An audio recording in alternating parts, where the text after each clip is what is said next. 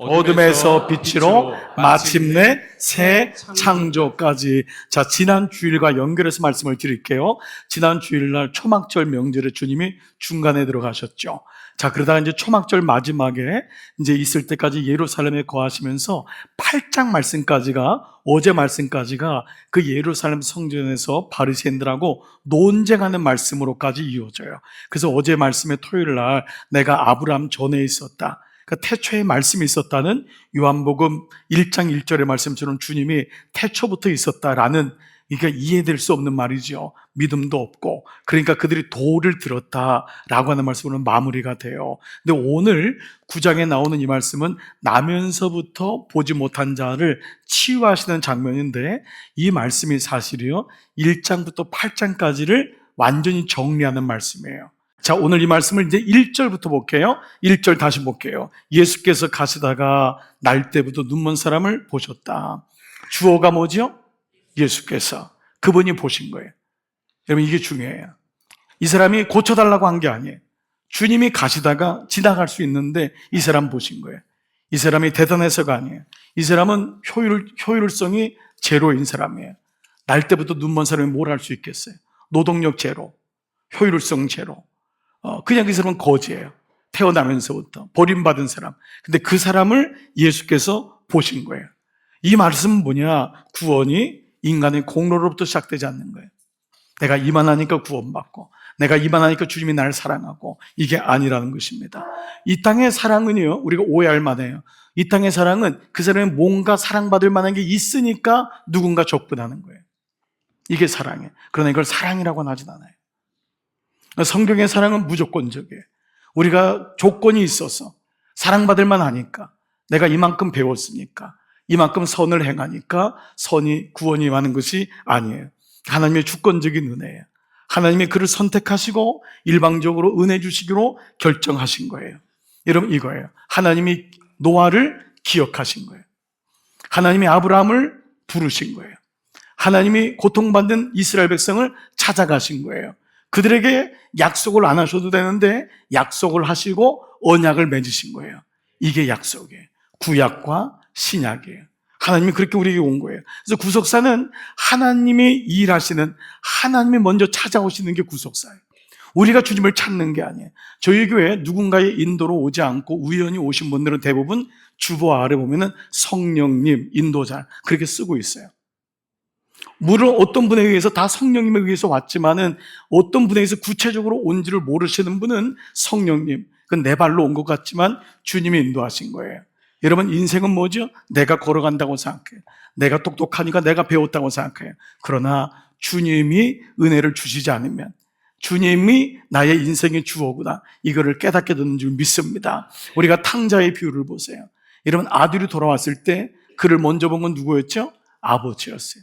아버지가 거리가 먼데 이미 달려가는 거예요. 왜냐하면 그를, 아버지가 살아있는 동안에 재산을 가져가면 율법적으로 돌맞아 죽는 거예요. 그래서 그를 덮어주는 거예요. 그게 아버지 사랑인 거예요. 그가 아버지. 그래서 그건 탕자의 비유가 아니라 탕부 아버지예요. 정확한 제목이. 우리는 그동안 탕자의 입장에서 본 거예요. 그러나 그렇게 보면 구속사가 보이지 않아요. 그건 탕부 이야기예요. 사랑을 탕비하시는 하나님 아버지. 그게 바로 탕부 아버지가 바로 탕자 이야기의 주어인 것을 알게 되지요. 자, 이렇게 하나님이 은혜를 베푸세요. 예수님이 그를 찾아가세요. 선택에는 이유가 없다고 그랬어요. 이걸 가리켜 은혜라고 해요. 그러니까 선택과 은혜는 같이 가는 거예요. 믿음은 본질적으로 은혜인 거예요. 본질적으로 선물인 거예요. 근데 이 선물이 지속돼야 되거든요. 그리고 그 선물의 역사가 일어나려면 이거를 내가 믿음으로 의지적 결단을 하는 거예요. 여러분, 이것이 정의가 이루어지나요? 여러분, 이것이 구분돼야 돼요. 믿음은 내가 믿습니다, 혀를 깨물어서 믿는 게 아니에요. 그 은혜를 받았을 때 웬 은혜예요? 그 믿음을 가졌을 때 그게 은혜구나. 내가 이 시간도 예배드리는 게 은혜구나. 아멘. 말씀을 읽는데 듣는데 이게 믿어지는 걸 어떻게 해? 이게 믿어지는 걸. 이게 은혜인 거예요. 근데 아무리 읽어도 믿어지지 않으니, 양주동 박사가 성경을 10번 읽었는데도 성경에서 딱 닫고 하나님은 없습니다 그랬잖아요. 이효령 씨도 마찬가지 아니에요. 근데 그에게 어떤 상황 속에서 하나님의 감동으로 믿어지니까 비로소 그가 지성에서 영성애로 라고 하는 차원을 다르게 봤던 거예요. 자, 이런 의미에서 본다면은 믿음은 뭐냐 하면, 내가 믿음은 하나님의 은혜인데 그때 믿음의 결단을 통하여 내가 믿습니다 할 때 이것이 하나님의 부르심과 그 믿음을 통하여, 왜 믿음이 귀하냐면 하나님의 역사를 이루는 이게 스위치가 되는 거예요. 예수님이 왜 제자들에게 이제 안 믿느냐? 너희가 나를 본고로 믿느냐? 보지 않고 믿는 자는 복되도다. 왜 믿음에 대해서 얘기하냐면 하나님이 아무리 은혜를 주셔도 그 은혜가 지속되고 무엇보다 역사를 워킹 아웃 되려면, 월크 아웃 되려면, 이것이 역사가 이루어지려면 믿음이라고 하는 스위치를 통과하는 거예요. 예를 들면 이런 거예요. 우리 집에 아무리 바깥에 전원이 깔려 있어도 우리 집에 두꺼비 집을 열어야 돼요. 그 전원 스위치를 올려야지만 우리 집에 불이 들어오는 것과 마찬가지예요. 주님이 여러분에게 아무리 귀한 것을 준비해도 내가 믿음의 스위치를 열지 않으면 그거는 내 것이 되질 않아요.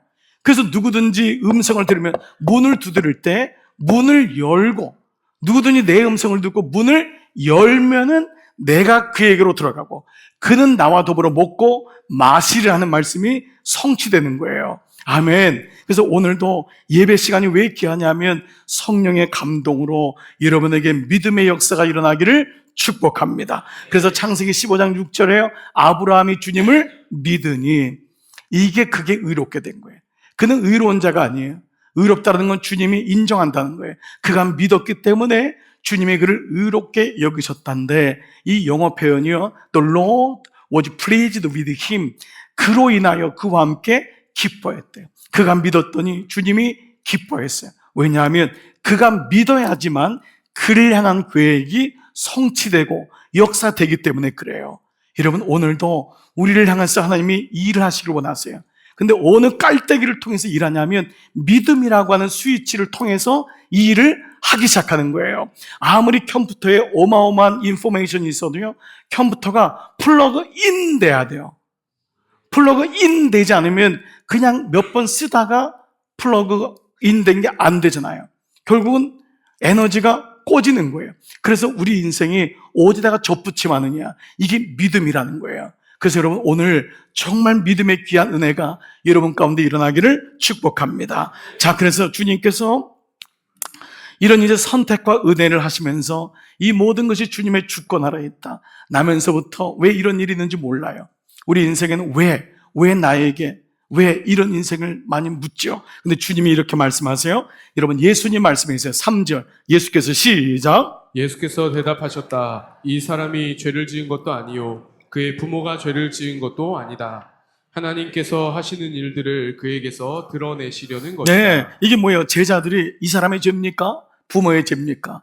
그들은요, 이상한 기도를 드렸어요. 태어나서 유대인인 것 감사하고, 남자인 것 감사하고, 건강한 것 감사하고, 돈 있는 것 감사하고, 이게 일반적으로 기도하는 4가지 감사였어요. 그러니까 하나님의 뜻과는 관계없는 거. 여인들은 어떡하라고? 장애인으로 태어난 건 어떡하라고? 유대인이 아닌 사람은 어떡하라고? 돈이 없는 사람은 어떡하라고? 잘못된 전통과 편협된 말씀을 가지고 무조건 복 받는다. 그 복을 그렇게 기준으로 세운 거예요. 그러니까 그 사람 눈으로 볼 때는 이 나면서부터 병든 자는 고난, 죄를 지은 게 분명하다. 이 사람이 죄를 졌거나 아니면 부모가 죄를 졌거나. 그러나 주님은 아주 명쾌하게 말씀하세요. 여러분, 이 말씀이 그냥 구약의 어느 부분의 선지자가 하나님 마음으로 물론 쓴 거지만 그 글이 아니라 예수께서 말씀하셨다면 이 말씀 안에서 여러분 분명한 답을 얻기를 축복합니다. 보세요. 이 사람이 죄를 지은 것도 아니요, 여러분의 고난의 어떤 결과도 여러분의 죄 때문이 아니에요. 착각하지 마세요. 절대 거기다 덧붙이지 마세요. 내가 죄 졌어 이런가 봐, 내가 전생의 죄 때문에 이런가 봐, 어떤 부모의 죄 때문에 이런가 봐. 천만에요. 여러분, 정말 무속적으로 예수를 믿는 거예요. 오늘 이 말씀 그대로 여러분에게 믿어지기를 축복합니다. 그의 부모가 죄를 지은 것도 아니에요. 뭐라 그랬죠? 이 말씀까지 믿어야 돼요. 하나님께서 하신 일들을 그에게 드러내시려는 것이다. 지금은 몰라요. 지금은 내가 왜 이런 고난당하는지 몰라요. 그러나 여기 분명히 하나님의 뜻이 있다라는 거예요. 여기 믿음이 필요해요. 이 사실을 믿는 믿음이 필요해요. 지금 이거 보고 나는 저주받은 사람이야. 나는 재수가 없어. 나는 이 땅에 왜 태어났지? 이게 여기서 멈추는 것이 아니에요. 여기서 하나님의 뜻이 이루어진다는 것을 주님이 분명히 말씀하세요. 그리고 실제로 이 사람은 제자가 돼요. 그래서 성경은 눈이 열렸냐, 시력이 회복됐냐, 병에서 고침받았냐, 여기까지 멈추는 게 아니에요. 그래서 네 번째가 뭐냐 하면 성취예요. 성취는 뭐냐? 그분이 이 땅에 오신 거예요. 예수님이 이것을 이루기 위해서, 약속을 이루기 위해서 그분을 만나시는 거예요.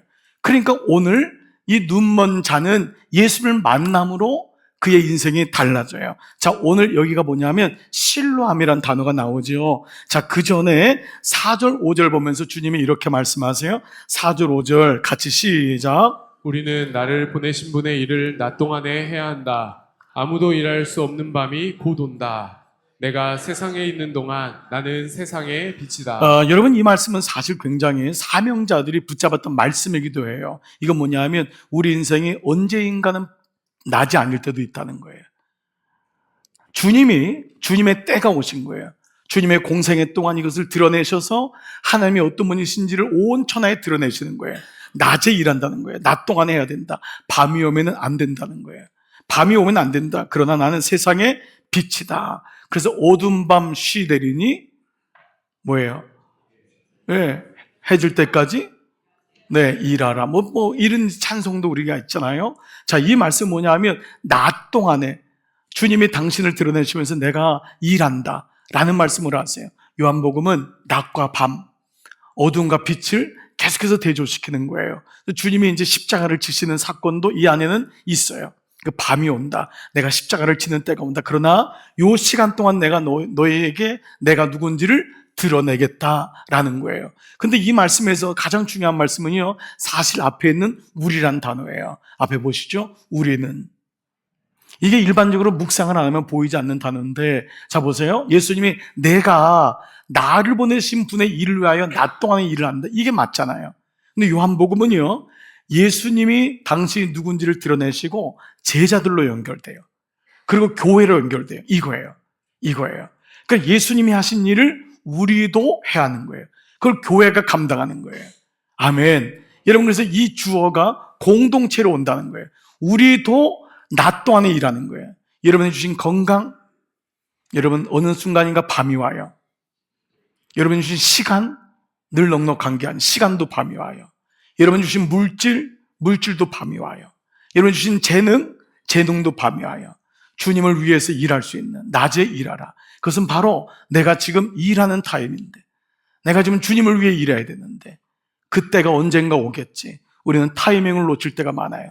여러분, 주님이 주신 그 시간 속에서, 재능 속에서, 건강 속에서, 물질 속에서 정말 주님을 위해서 쓰임받는 여러분 되기를 축복합니다. 자, 이 말씀 속에서 주님은 예수님이 당신이 누군지를 드러내요. 그게 바로 실로암이에요. 자, 7절 보세요. 시작. 그에게 실로암 못으로 가서 씻으라고 말씀하셨다. 자, 그런데 여기까지 말씀하시면 되는데 가로 열고 실로암은 번역하면 보냄을 받았다는 뜻이에요. 보냄을 받았다가 왜 썼냐? 요한복음은 가장 많이 말하는 게 뭐냐 하면 예수님이 내가 보냄을 받았다. 이 말씀을 가장 많이 써요. 그래서 요한복음 3장 17절 하나님이 그 아들을 세상에 보내신 것은, 즉 보냄을 받았다는 건 누구를 의미하냐면 예수 그리스도, 예수님을 드러내는 거예요. 실로암이 마침 뜻이 뭐냐면 보냄을 받았다라는 뜻이에요. 근데 이 말을 굳이 요한이 말하는 거예요. 그 실로암이 번역하면 뭔 줄 알아? 보냄을 받은 자야. 그분이 바로 예수님이셔. 이 얘기를 하고 싶었던 거예요.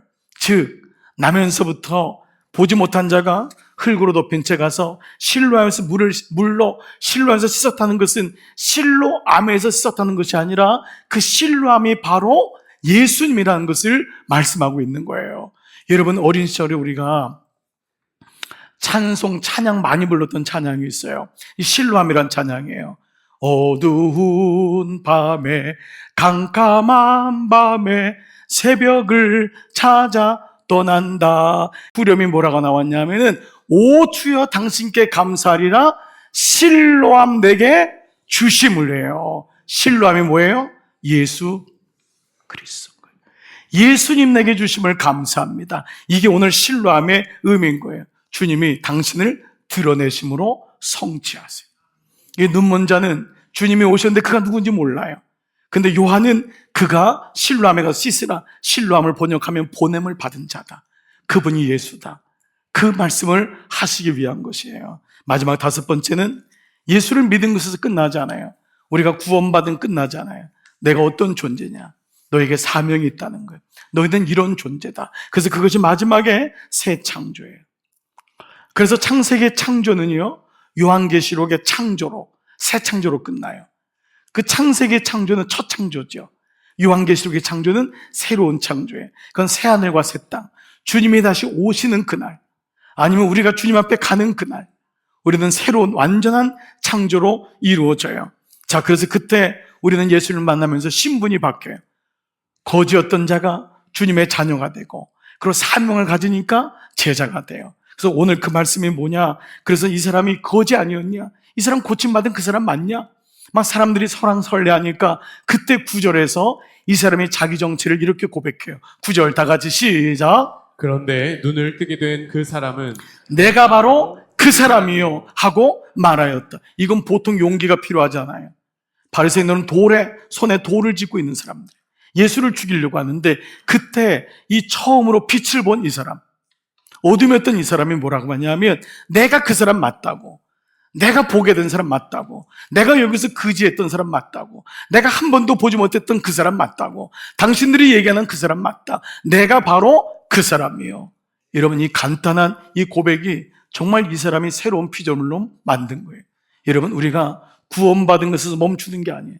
주님, 내가 그 사람입니다. 내가 과거에 하나님을 떠났던 사람이고, 내가 무속에 붙잡혔던 사람이고, 내가 다 하나님을 떠났던 사람이고, 내가 돈에 붙잡혔던 사람이고, 그런데 내가 바로 바뀐 그 사람입니다. 오늘 이 은혜가 있기를 축복합니다. 그래서 우리가 암송 9절에 고린도서 5장 17절 한 번만 보고 다 암송할게요. 그런즉 시작. 그런즉 누구든지 그리스도 안에 있으면 새로운 피조물이라, 이전 것은 지나갔으니 보라 새 것이 되었도다. 자, 꺼주시고 다 같이 시작. 그런즉 누구든지 그리스도 안에 있으면 새로운 피조물이라, 이전 것은 지나갔으니 보라 새 것이 되었도다. 아멘. 모르는 사람, 이거 암송 구절이에요. 너무너무 귀한 말씀이에요. 그런 의미에서 한번 켜놓고 다시 한번 볼게요. 그런즉 누구든지 그리스도 안에 있으면 새로운 피조물. 근데 이거 원어가요, 새 창조예요. 원어가 우리말로 번역된 건 새로운 피조물인데, 저 원어가 새 창조예요. 너희가 새롭게 창조된 자다. 그렇기 때문에 이전 것은 지나갔다. 근데 마귀는 뭐라 그러죠? 네가 믿는데도 그 꼴인데 진짜 맞냐라는 거예요. 그러니까 마귀는 계속해서 우리를 헷갈리게 만드는 거예요. 이미 우리의 신분은 바뀐 거예요. 아멘. 이미 자녀가 된 거예요. 자녀는요, 죄를 져도 자녀인 거예요. 딴짓해도 자녀인 거예요. 그게 자녀인 거예요. 그러나 이제 자녀가 깨달으면은 자녀의 삶을 살게 되겠죠. 그래서 이 사람은요, 이제 새로운 피조물이 됐고, 그 다음에는 이제 뭐냐 하면 피조물다운 인생으로 살게 돼요. 이게 제자예요. 제자의 삶. 이제 내일도 묵상하고 화요일도 묵상하는데요, 27절 한번 볼게요. 화요일날 말씀 대답했어요. 바리새인들이 자꾸 물으니까 이 사람이 뭐라고 대답하냐, 그것은 내가 이미 여러분에게 몇 번이나 말했는데 여러분은 고지 듣지 않았습니다. 여러분, 내가 그렇게 나았다고, 내가 눈을 떴다고 얘기했는데도 여러분은 고지 듣지 않았습니다. 그러면서 어찌하여 또다시 묻냔 말이에요. 그러면서 하는 말이, 여러분도 나같이 그분의 제자가 되려고 합니까? 이 말씀이에요. 나같이 내가 제자가 된 것처럼 여러분도 그분의 제자가 되려고 합니까? 그랬더니 이 사람 분노하고 난리가 나는 바리새인의 모습을 보게 되는 것이죠. 마지막 재창조의 삶은 제자의 삶으로 가는 것으로 마무리가 돼요. 자, 말씀을 마무리할게요. 여러분이 상처 입은 치유자라고 하는 책을 많이 보신 분이 많을 거예요. 헨리 나우엔 사제가 쓴 책이잖아요. 근데 이분이, 이건 마지막에 이 사람 주인으로 해가지고 라이트로 해가지고 나온 책은 아니에요.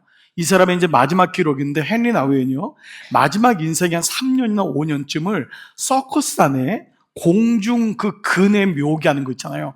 그들하고 깊이 관계를 맺으면서 그걸 보면서 얻은 통찰력을 쓴 책이 바로 이 책이에요. Flying, 난다는 거잖아요. Falling, 떨어진다는 거잖아요. 근데 그 사람을 잡아주는 catching. 이 책 제목이 아주 간단해요. 자, 여러분, 공중 나는 사람은요, 날아가는 사람이에요. 플라이어가 있다는 거예요. 그 우리가 날아가는 사람, 우리가 그 사람한테 조명이 비춰지죠. 아주 예쁜 사람 혹은 날씬한 사람이 딱 보면 사람들에게 손을 흔듭니다. 조명이 비춰지고 우리는 그 사람이 주인공으로 생각해요. 그 사람이 플라이어, 날아가는 거예요. 근데 이 사람이 falling, 떨어질 수 있어요. 많이 떨어져 봤을 거예요. 그리고 떨어질 가능성도 많아요. 근데 그때 그 사람을 잡아주는 사람이 저 건너편에 듬직한 캐쳐가 있어요. 그게 잡아주는 사람이에요. 그 사람이 그를 잡아준다는 거예요. 근데 실제로 이것을 어떻게 이 책 세 제목으로 했냐면 창조, 타락, 구원을 flying, falling, catching, 이거를 창조와 타락과 구원으로 본 거예요. 근데 놀랍게 헨리 나우엔이 인사이트를 얻은 거 보니까 여러분도 아시는 분이 있겠지만 여러분 주인공은 플라이어, 날아가는 사람이 아니라는 걸 알게 된 거예요. 아무리 플라이어가 날아가도요, 그를 잡아주는 캐쳐가 잡아줘야 돼요. 플라이어가 할 수 있는 건 아무것도 없어요. 그는 물론 완벽한 타이밍과 그 어떤 계산된 어떤 그런 사건 속에서 서로 사인을 하겠죠. 그러나 공중에 뜬 순간 캐쳐가 완벽하게 잡아줘요. 그래서 플라이어가 손목에 힘을 주거나 몸이 경직되거나 그 사람을 신뢰하지 못하면 falling, 떨어지는 거예요. 그래서 이 사람이 뭐라고까지 얘기했냐면 이런 단어를 썼어요. The flyer does, 보세요, nothing. Flyer does nothing. 날아가는 사람은 아무것도 아닙니다. 어떤 사람이냐면 The catcher does everything. 그 사람이 합니다. 그 사람이 전부입니다. 이게 너무 놀라운 말이에요. Flyer does nothing. The catcher does everything. 그분이 한다는 거예요. 사랑하는 여러분, 예배가 뭘까요? 그분이 하심을 신뢰하는 거예요. 그분이 하심을 믿는 거예요. 아주 중요한 문장이 있어요. 진정한 신뢰는 내가 잡는 힘이 아니라 그분을 신뢰하는 믿음이라는 거예요. 진정한 믿음은, 진정한 신뢰는 내가 잡습니다가 아니에요. 여러분, 내가 잡는 게 낫겠어요? 그분이 잡아주는 게 낫겠어요? 당연하죠. 진정한 신뢰는 잡는 힘이 아니라 맡기는 믿음이라는 거예요. 오늘 나면서부터 이 사람은 본질적으로 죄인인 우리 자신을 말해요. 그분에게 주님이 찾아오신 거예요. 당신이 신뢰함임을 드러내시고 약속을 성취하시고, 그리고 거기서 멈추는 것이 아니라 그를 제자의 삶으로, 사명자의 삶으로 이끌어 가세요. 그분이 캐쳐, 그분이 잡고 계세요. 우리는 그분을 신뢰하는 거예요. 이거를 예배 때 배우고 말씀을 통해 배우고 우리의 삶이 진행되는 동안에 계속해서 배우는 걸 연습하는 것입니다. 인생은 어찌 보면 공중 그네를 타는 것과 마찬가지예요. 그 공중 그네를 탈 때마다 여러분 힘을 주거나 여러분 스스로를 믿지 마세요. 그분께 신뢰하는 걸 배워나가는 거예요. 그때 놀랍게도 그분이 나를 잡아주시고 그분이 나를 이끌어 주시는 것, 이 놀라운 은혜를 날마다 고백하시고 은혜를 주신 믿음을 믿음으로 결단하면서 한 주간도 승리하는 여러분 되시기를 주님의 이름으로 축복합니다.